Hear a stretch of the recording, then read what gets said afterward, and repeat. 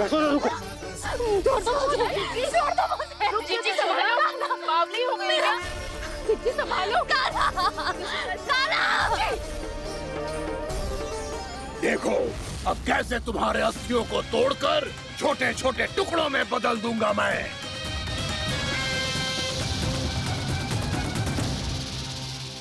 जी आप जाओगी तो आप भी फंस जाओगी। अपने लल्ला के लिए मैं किसी भी संकट का सामना करने के लिए तैयार हूँ। छोड़ो ना यशोदा, हमें कोई और उपाय खोजना पड़ेगा। कोई और उपाय? आप देख ना रही मेरा कान्हा किस दशा में है। कान्हा मैया के वश में नहीं है, नहीं तो ये अपने लल्ला के लिए साक्षात काल का भी सामना कर ले। ये तो केवल कालिया नाग है। हे नागराज, आप मेरे प्राण ले लो पर कान्हा को छोड़ दो। ना नागराज, आप मेरे प्राण ले लो, मैं विरोध भी ना करूंगी। ना नागराज, आप मुझे मार दो पर मेरे कान्हा को छोड़ दो। ना ना ना ना नागराज, मेरे प्राण ले लो, हमारे कान्हा से क्या शत्रुता है आपकी? प्रभु के लिए जो प्रेम यशोदा मैया के हृदय में है, वही इन सभी गोपियों के हृदय में भी है।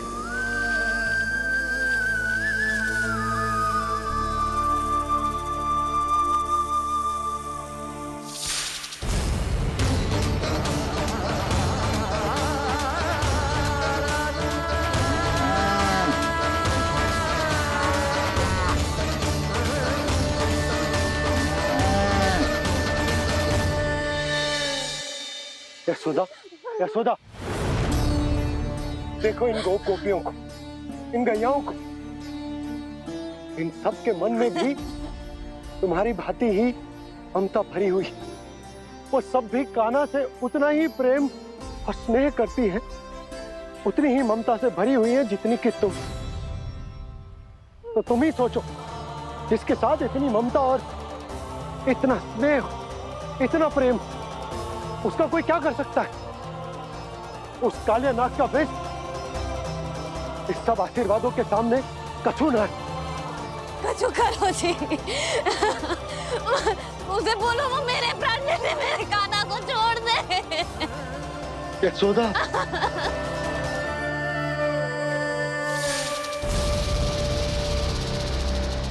केवल इन्हीं में नहीं देवराज, नाग पत्नियों के हृदय में भी ममता का वही प्रेम उमड़ रहा है। देखिए। मैं आपके हाथ जोड़ती हूँ स्वामी, इस बालक को छोड़ दीजिए। ये अवश्य ही कोई दिव्य आत्मा है स्वामी। हम आपसे विनती करते हैं स्वामी, इस नन्हे बालक को हानि मत पहुंचाइए स्वामी। मेरी पत्नियां मेरे ही शत्रु के लिए विनती कर रही हैं। अब यदि इसके पक्ष में एक शब्द भी कहा तुम सबने, तो मैं इस बालक से पहले तुम सबके प्राण ले लूंगा। हो रहा प्रसन्न नाग कालिया, विजय को निश्चित जान। रोते बिलखते व्याकुल सब, संकट में देख कान्हा के प्राण।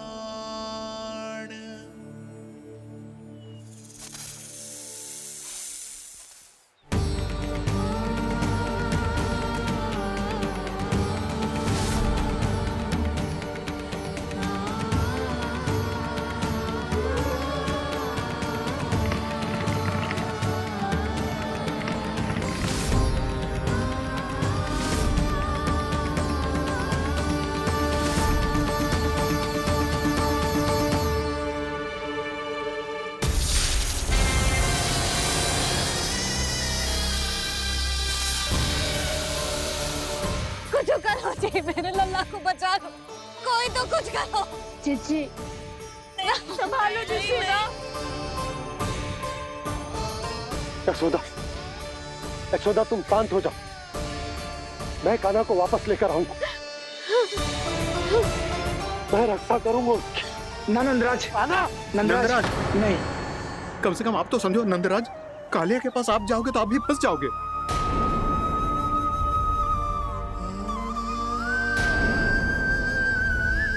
बलराम, तेरा भाई इतनी भीषण संकट में है और तुझे जरा भी दुख ना हो रहा? क्या आप सब अब तक नहीं समझ पाए कि कान्हा सच में कौन है? छोटे बाबा, आप तो उसका सत्य जानते हैं ना?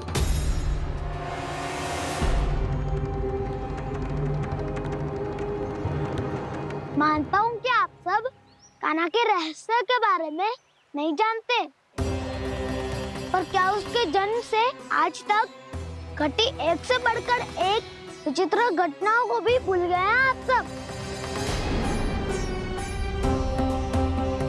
भूल गए हैं कि कैसी पूतना जैसी राक्षसी उसका कुछ बिगाड़ नहीं पाई, कैसे तरनावती जैसा भयानक राक्षस उसे एक खरोच भी नहीं दे पाया था।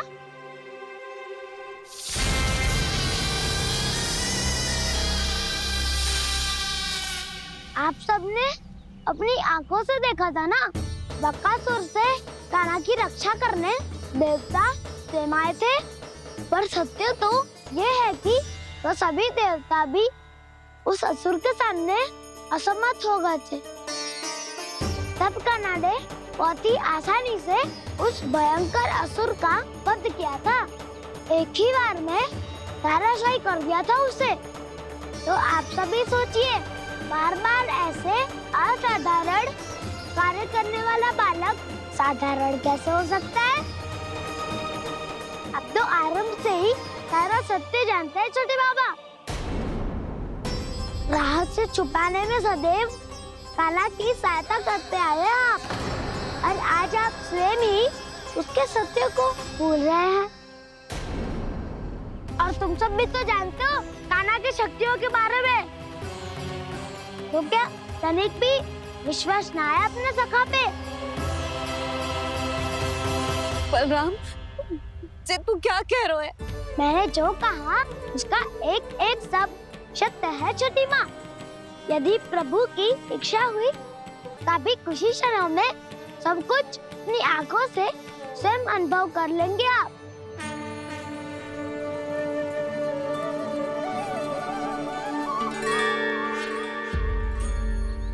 शांताकारं भुजगशयनं पद्मनाभं सुरेशं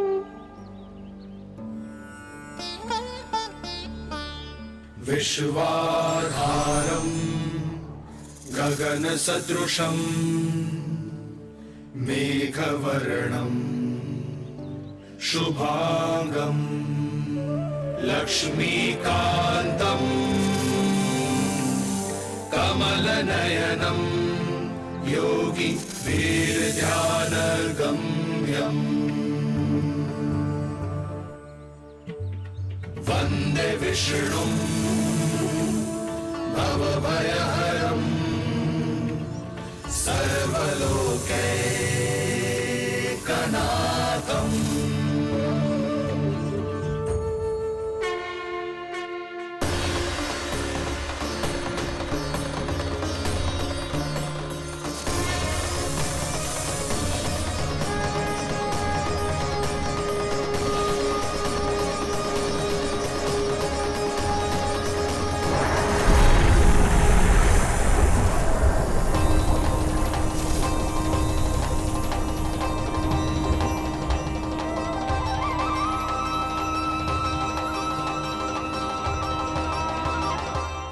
तुझे क्या लगता है बालक कि तू मेरी जगत से निकल गया तो अब बच जाएगा तू?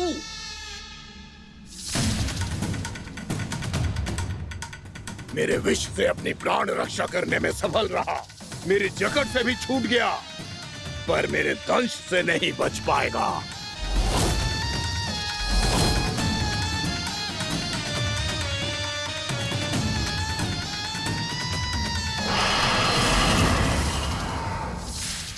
अब भय से भाग रहा है, पर मैं तुझे मृत्यु देकर रहूंगा।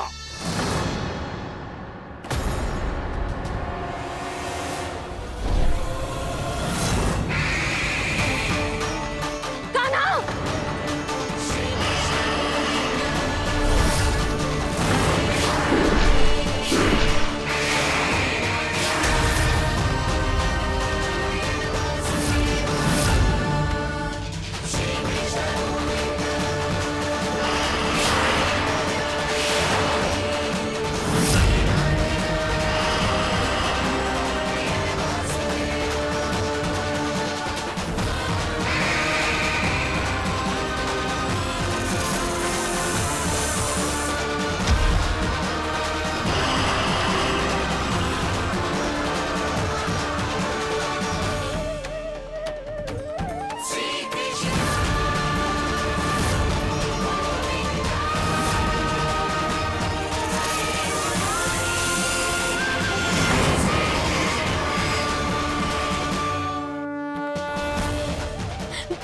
नन्हा सा कान्हा कितनी देर भाग पाएगा?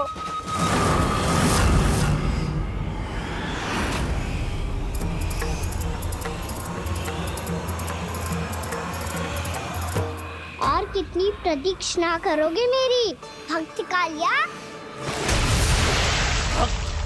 भक्त नहीं, काल हूँ मैं तेरा। जब अहंकार का मुकुट बुद्धि को ढक लेता है तो भक्त अपने भगवान को भी नहीं पहचान पाता। व्यर्थ की पहेली में मत उलझा बालक। ना मैं भक्त हूँ और ना तू भगवान।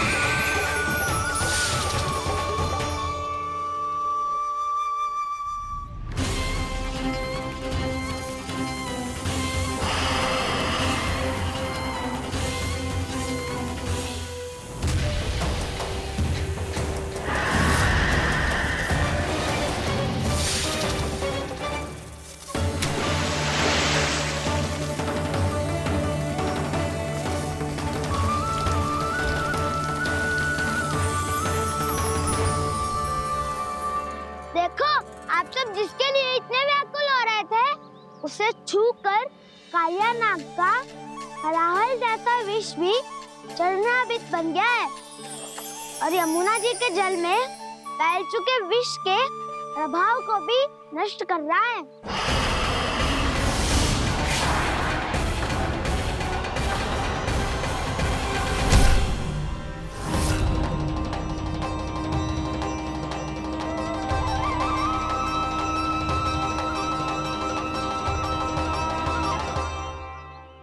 धर्म रक्षक अधर्म विनाशक प्रभु श्री कृष्ण का कौशल सचमुच अद्वितीय है। नारायण नारायण।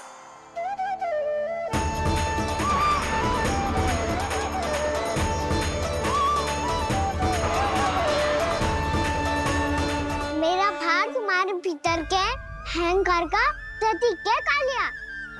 अब तुम्हारा अहंकार, तुम्हारा अनपान मेरे पाँव के नीचे है और तुम्हारी पूंछ अर्थात तुम्हारे प्राण मेरे हाथ में। अब तुम क्या करोगे भक्त?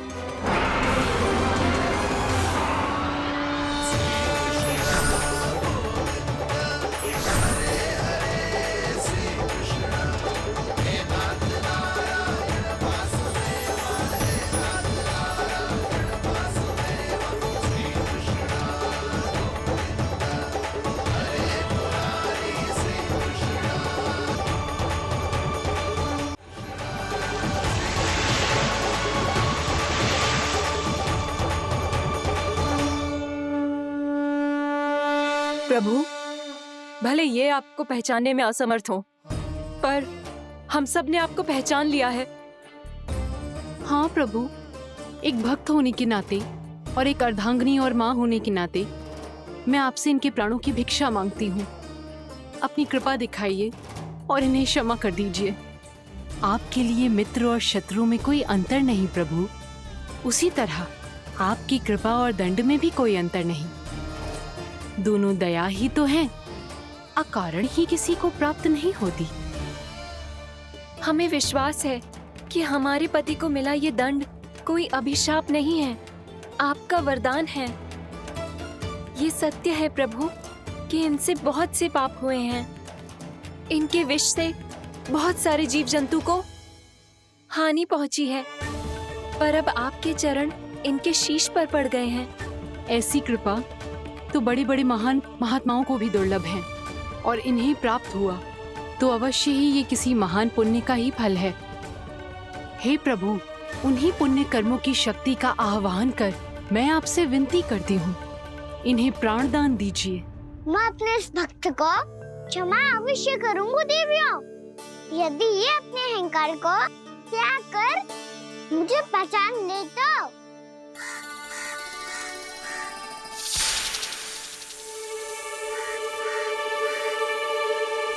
मैं तुम्हें श्राप देता हूँ, जितनी विषैली तुम्हारी जिह्वा है उतने ही विषैले सर्प बन जाओ तुम।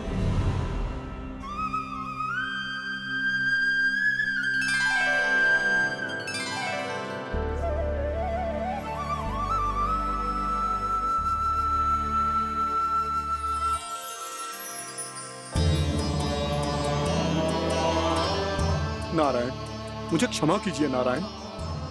मैं तो आपका परम भक्त था, किंतु मैं आपको पहचान नहीं सका। इसका दंड तो मुझे मिलना ही था, किंतु मैं अब प्रायश्चित करना चाहता हूं। इसके लिए यदि आप मेरे प्राण भी ले लेंगे तो भी मुझे कोई दुख नहीं होगा। मैं अपना जीवन, मृत्यु और अपना अस्तित्व सब कुछ आपको समर्पित करता हूं। तुम्हें तुम्हारी क्रोध के कारण श्राप मिला, जिसे विशाल सर्प के रूप में तुम्हारा जन्म हुआ, और सर्प का तो स्वभाव है विष फैलाना, इसीलिए तुम्हें दंड नहीं दूंगा। मैं सिर्फ सभी अपराधों का पश्चाताप कर लिया, इसीलिए मैं तुम्हें क्षमा करता हूँ कालिया।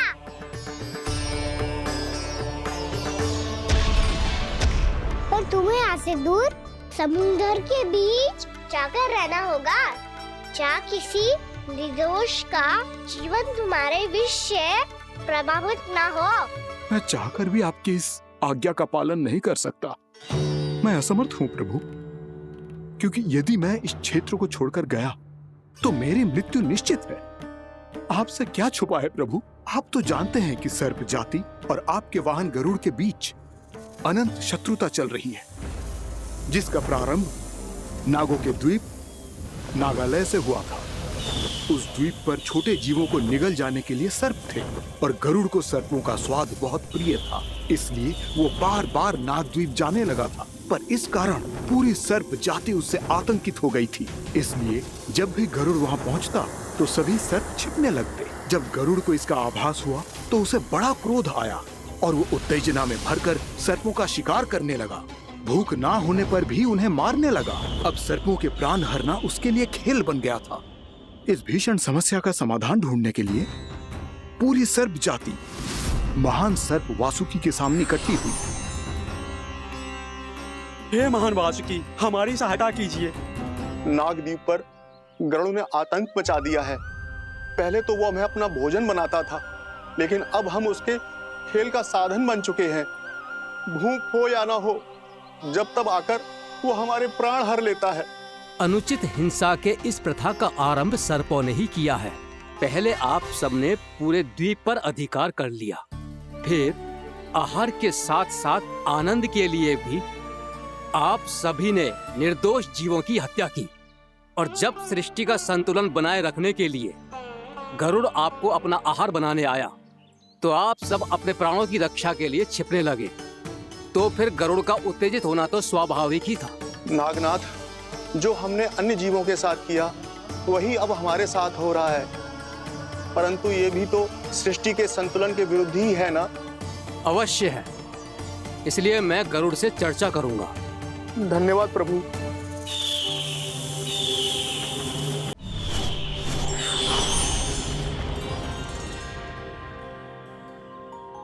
श्री नारायण के वाहन पक्षीराज गरुड़, मैं संपूर्ण सर्प जाति की ओर से आपसे एक निवेदन करने आया हूं। कहिए, क्या कहना चाहते हैं आप?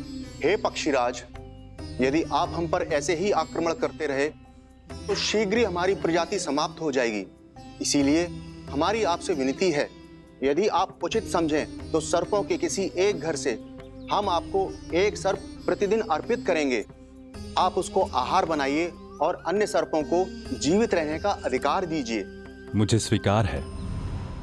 तब से प्रतिदिन किसी एक घर से एक सर्प गरुड़ के भोजन के लिए भेजा जाने लगा। समय के साथ मेरे घर की भी बारी आई, परंतु मैंने एक बहुत बड़ी भूल कर दी। समय आ गया है स्वामी, आज गरुड़ के आहार के लिए इसे चुना गया है। कौन है यह गरुड़ और क्यों दूं मैं इसे कोई भेंट?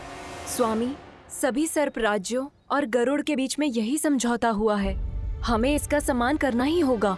मैंने कोई समझौता नहीं किया, मैंने कोई वचन नहीं दिया और ना ही मैं किसी गरुड़ से भयभीत होता हूँ।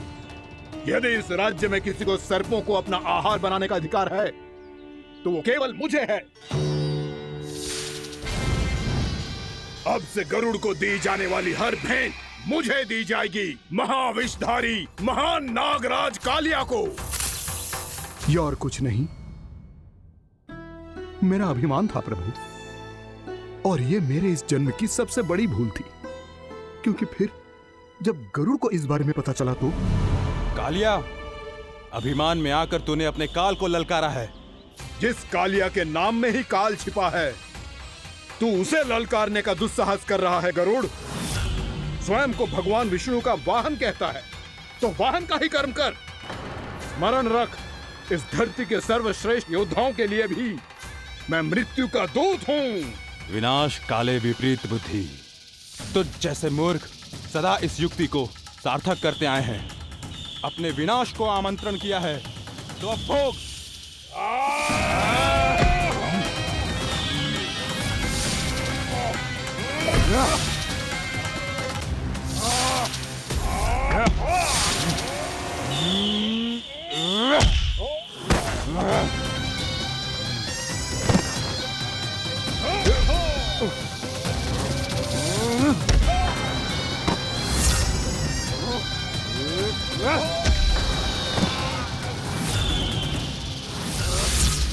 जिसने मेरा भोजन चुराने की धृष्टता की है वो इसी योग्य है। तू मुझे जानता नहीं है गरुड़, मैं महाविषधारी नाग कालिया हूँ। तेरा इतना दुस्साहस कि तूने मुझ पर चरण से प्रहार किया।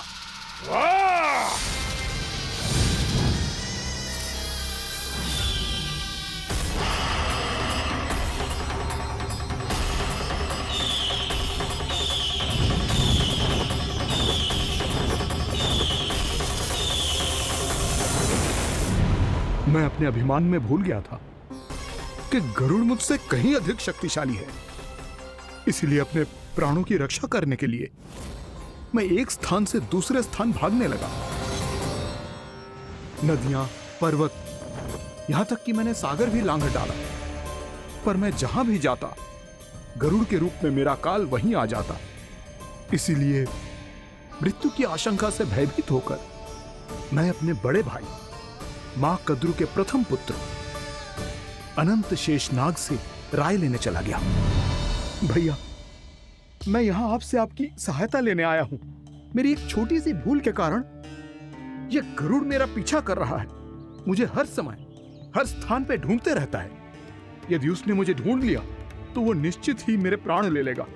मुझे कोई ऐसा स्थान बताइए जहां मैं अपनी पत्नी और अपनी संतानों के साथ शांति से रह सकूं।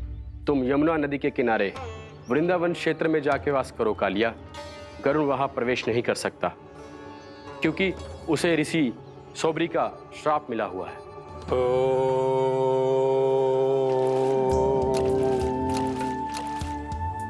ध्यान और तपस्या का नित्य कर्म करते हुए ऋषि के मन में मछलियों के प्रति प्रेम भाव इतना बढ़ गया कि वो भूल गए सभी जीव खाद्य श्रृंखला का भाग होते हैं और मछलियां भी इस नियम की अपवाद नहीं है।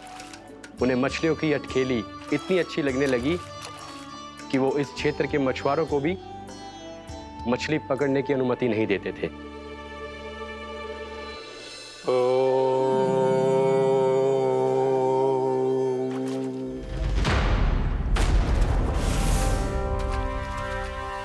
उस दिन वो उस पक्षी को नहीं रोक पाए, पर तब से सावधान रहने लगे। यहां तक कि अपने साधना से भी अधिक ध्यान वो पक्षियों पर केंद्रित करने लगे। ठहरो! इसी क्षण अपनी चोंच में पकड़ी इस मछली को छोड़ दो। तुम्हें इन मछलियों का आहार नहीं करना चाहिए पक्षीराज। ये तो खाद्य श्रृंखला का नियम है ऋषिवर। यदि मैं इनका आहार नहीं करूंगा तो कोई और पक्षी कर लेगा। मैं अपने आनंद या प्रतिशोध के लिए इनके प्राण नहीं ले रहा। ये तो बस मेरा भोजन है। पर यह मेरा तपस्या स्थल है। तुम यहाँ शिकार करके मेरी साधना में विघ्न नहीं डाल सकते पक्षीराज। यदि आपकी यही इच्छा है तो मैं आज के बाद यहाँ नहीं आऊंगा।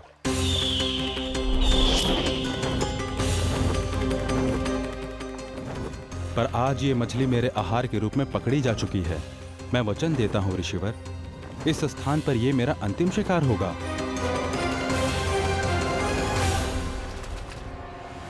आज के बाद यदि तुमने वृंदावन की निकट उड़ान भी भरी तो तुम सैकड़ों टुकड़ों में फटकर मारे जाओगे पक्षीराज। ये मेरा श्राप है।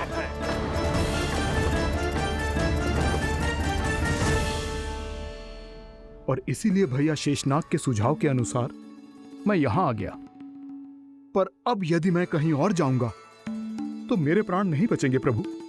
डिस्टेंट रहो कालिया। अब से गरुड़ तुम्हें कोई हानि नहीं पहुंचाएगा। अब तुम्हारे फनों पर मेरी पक्षिंग बन गए कालिया। इसीलिए अब से तुम्हें गरुड़ से कोई भय नहीं होगा। निश्चिंत होकर अपने परिवार के साथ गहरे समुद्र में चले जाओ और सुख से शांति से निवास करो। पर ध्यान रहे निर्दोष जीवों को हानि ना पहुंचे। आपने मुझे जीवन दान दे दिया प्रभु। इस उपकार से मैं कृतज्ञ हूँ प्रभु। आदेश दीजिए, मैं आपकी सेवा कैसे करूं? तुम्हारे जल क्षेत्र से 1 कोटि कमल पुष्पों को लेने की अनुमति दे दो कालिया। यह मेरी सेवा होगी। प्रभु, ये तो मेरा सौभाग्य होगा।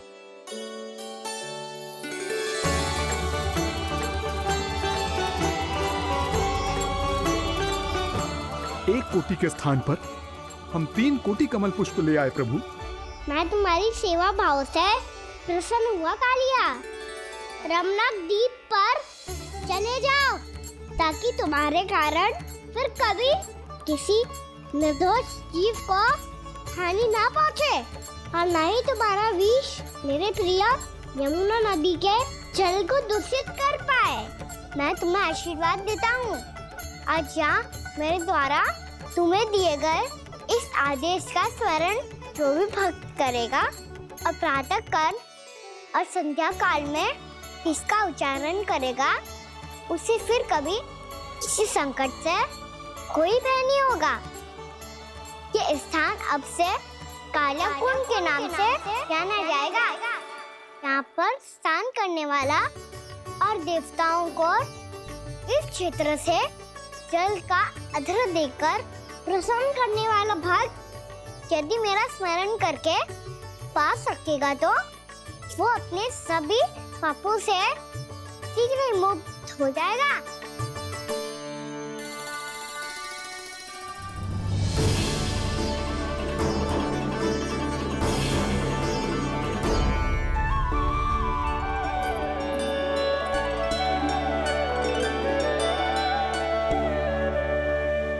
कौन है जी भगवान जिसने अभी अभी कालिया जैसे विशाल विस्तर का सामना किया?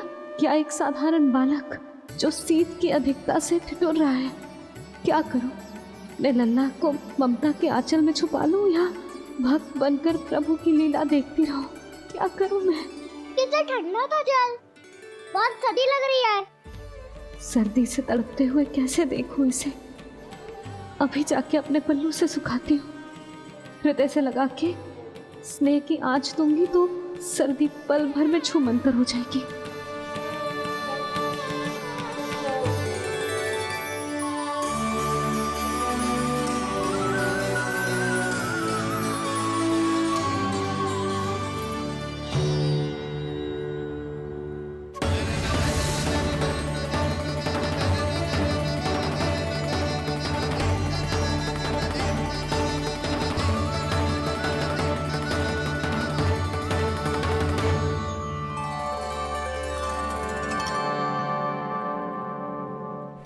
मेरी आवश्यकता ना है इसे। ये तो सच्ची में भगवान ही है, जिसकी ठंड दूर करने के लिए स्वयं द्वादश आदित्य प्रकट हो गए हैं।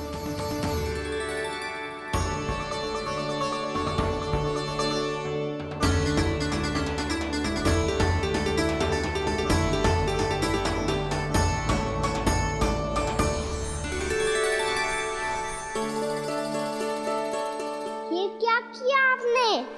मैया मुझे अपने हृदय से लगाने वाली थी कि आप सब प्रकट हो गए। क्षमा कीजिए प्रभु, पर आपको भीगा हुआ देखकर, ठंड से ठिठुरता हुआ देखकर हमसे रहा नहीं गया। हम अपने वश में नहीं थे प्रभु। भक्ति से भावुक होकर हम प्रकट होने पर विवश हो गए थे। हमारी किरणें जैसे स्वयं ही फूट पड़ी और दौड़ पड़ी आपको सुखाने के लिए। मैं आपका प्रेम, आपकी भक्ति समझता हूं आदित्यगण, और इसीलिए इस समय मैं जहां खड़ा हूं, इस स्थान को द्वादश आदित्य टीला के नाम से जाना जाएगा। द्वादश आदित्य टीला के नाम से जाना जाएगा। हम धन्य हो गए प्रभु। पर कहाँ जा रहा है? जो गड़बड़ किया है उसे सुधारिए तो सही। प्रभु आज्ञा दीजिए। अपना दाब इतना अधिक बढ़ा दीजिए कि मुझे स्वेद आने लगे, ताकि मैया मुझे स्वेद में गीला देख के और भूल जाए कि मैं ही भगवान हूँ, और मैया मुझे अपनी गोद में उठा के ले जाए।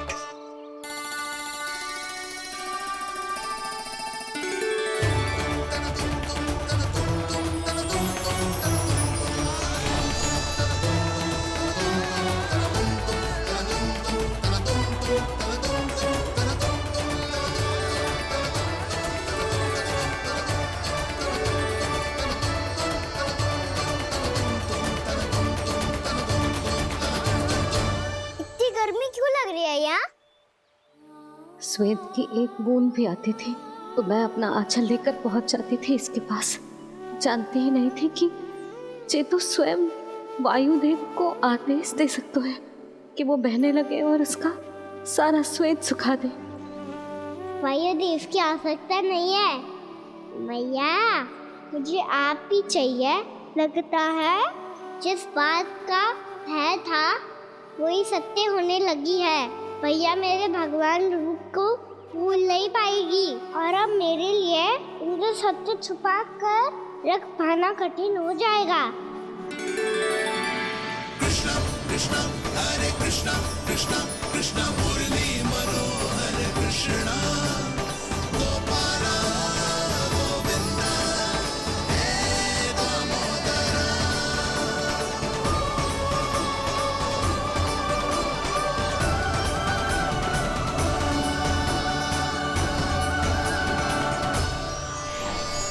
प्रभु, आपके श्वेत से बने इस प्रसंगदान सरोवर का प्रणाम स्वीकार कीजिए।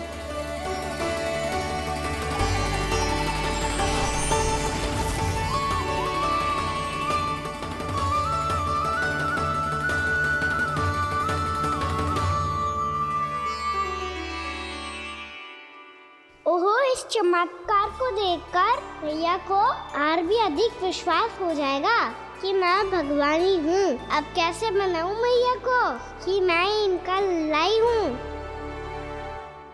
बाबा है ना, अब तो यही सहायता करेंगे। श्री कृष्णा गोविंदा हरे हरे श्री कृष्णा गोविंदा हरे हरे श्री कृष्णा हरे मुरारी श्री कृष्णा श्री कृष्णा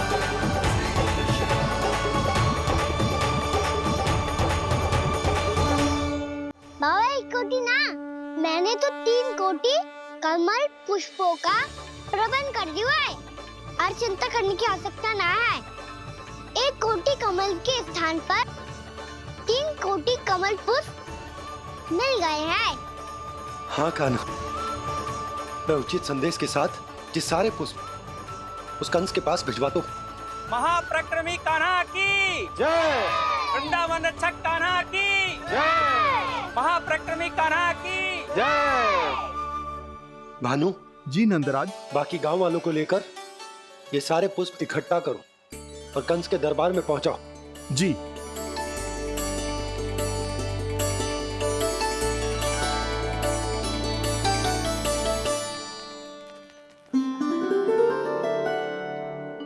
मैया। कौन हो तुम? मुझे पता था मैया, जब आपको सत्य पता चलेगा तो आप मुझे मैया की तरह स्नेह ना कर पाओगी, इसलिए आज तक सत्य छुपा तो आया हूँ, ताकि आपकी ममता, आपका प्रेम अनुभव करने का अवसर मिलता रहा है मुझे। और फिर आज को बताया था ना, जो रहस्य तुमने बरसों तक छिपाया था, उसका भेद खुलने में तुम्हारा ही योगदान है। मुझे कालिया के शीश पर अपने पद चिन्ह रखकर उसे मुक्त कराना था दाऊ, वचन दिया था मैंने उसे। इसके अतिरिक्त निर्दोष पशु पक्षियों के जीवन को कालिया के विष से ही बचाना था मुझे। इसमें कंस को तो सम्मिलित करना ही था, ताकि जब मैं कालिया का सामना कर रहा हूँ तो वो किसी और असुर को समस्या बनाकर वृंदावन ना भेज दे। पर इस सबसे बड़ा एक कारण और था दाऊ, मैं चाहता था कि मैया को सत्य पता चल जाए। पर क्यों कहा ना? क्योंकि मुझे लगने लगा था कि मैया से ये रहस्य छुपाकर इनके साथ धोखा कर रहा हूँ। अपराध बोझ से दबा जा रहा था मैं। जो सत्य आपको, बाबा को, सभी को पता है, यहाँ तक कि मेरे सखा भी जानते हैं, वो सत्य मैंने मैया से छिपाया केवल इसी लोक में कि मुझे इनकी ममता प्राप्त होती रहे। पर ऐसा करके मैं अपने से निस्वार्थ प्रेम करने वाली मैया को धोखा दे रहा था। आप ही बताओ दाऊ, जो इस संसार में मुझसे सबसे अधिक भरोसा करता है, उसी के साथ छल कैसे कर सकता हूँ मैं? हाँ, मैं नारायण का अवतार हूँ, पर अपनी मैया का छोटा सा लल्ला भी तो हूँ।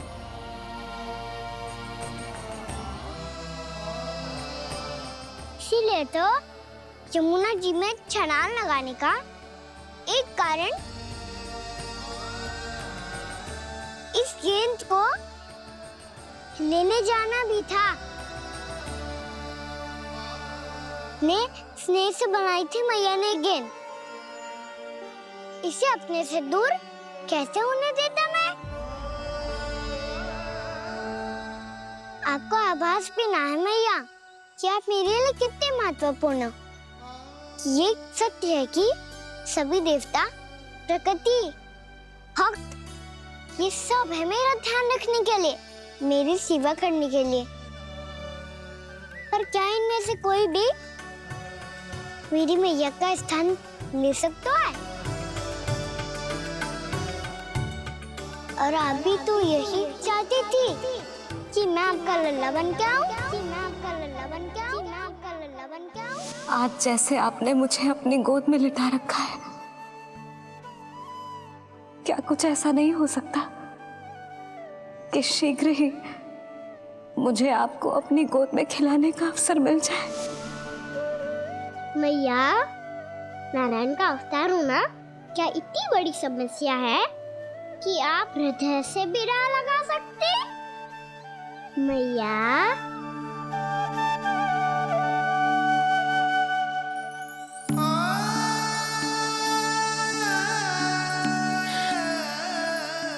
मेरा कान्हा, मेरा लल्ला।